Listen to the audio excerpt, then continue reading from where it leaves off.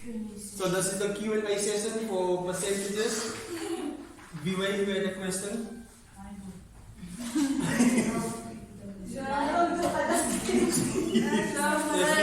Nikita? The percentage is maybe 5 point something and they want and you're talking about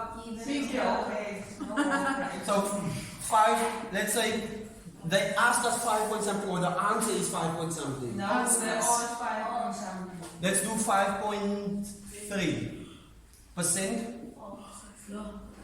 of what number? 75. 75. Toys. So can you use the same number?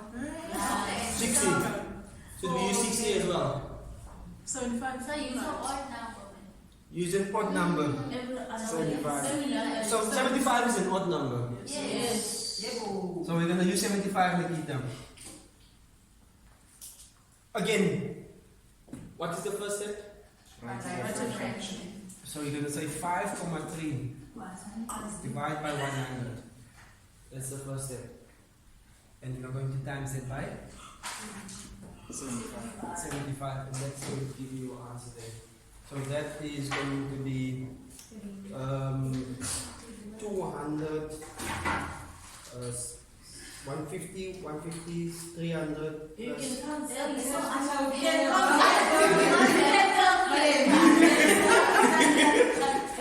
So 150, so it's 205. It's 250. So it's about 230 to about 24%.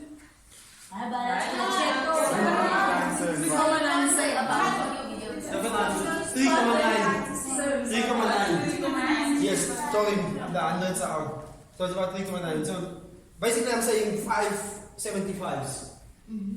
So 275s is 150. So it's 150 is 150, it's 300. Plus another 75. It's 375. Okay, so I'm showing off now. So then the answer that we get here is 3,975? Yes. 3.975. Do you round off? Now, that's a good question. Yeah. So the rounding off, there are two ways to round off. First is we round off to 2 decimals. That is the standard way that we round off. Please, the love affair that we have with whole numbers needs to end. Yeah? We have a love affair with whole numbers, and we do not regard any decimal numbers as important. Decimal numbers are very important. So we are going to round off to 2 decimals. When we round off to 2 decimals, the number that is important for us is the 3rd decimal. Because the 3rd decimal decides what the second one is going to look like. So the law of rounding off is that if the number is between 0 and 4, the number stays the same. If it is between 5 and 9, it is going to change with a plus 1. I mean, if the number is 7, it's going to become an 8.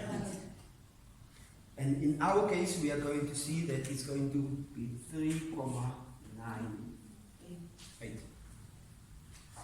And that's how we round off. That's the first way of rounding off.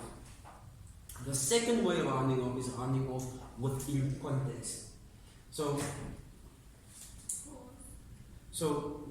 we can go. When we round off within context. So rounding off within context is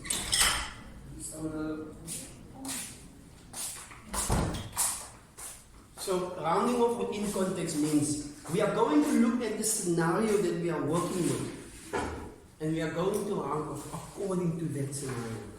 For example, let's say that they wanted us to calculate tiles. Let's make this tiles.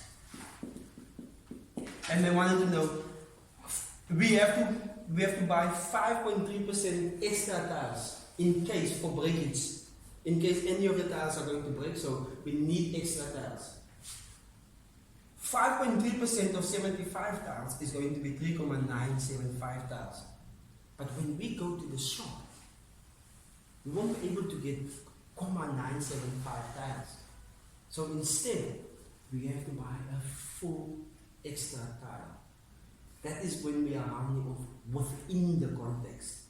So when within the context, we are going to say, instead of it being 3.98, within the context, it's going to be 4 tiles.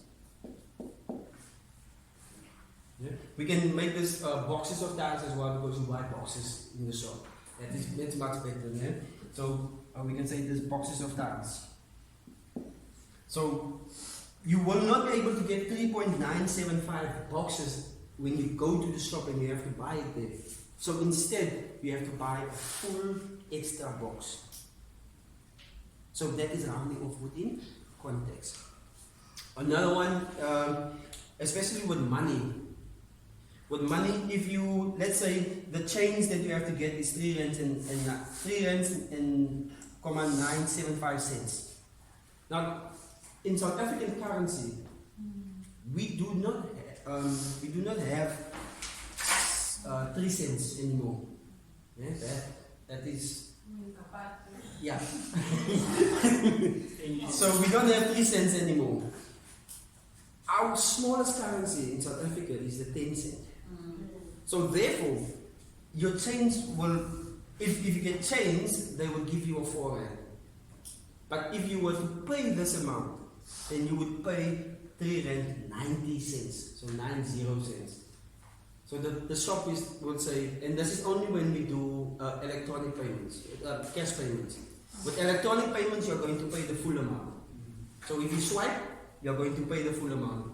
That's why cash is still king. Yeah? Doesn't matter what they say. Cash is king.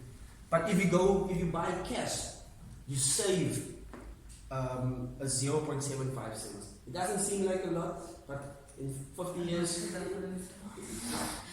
every time we go to the shop, it adds up. It adds up. So that is rounding off within context.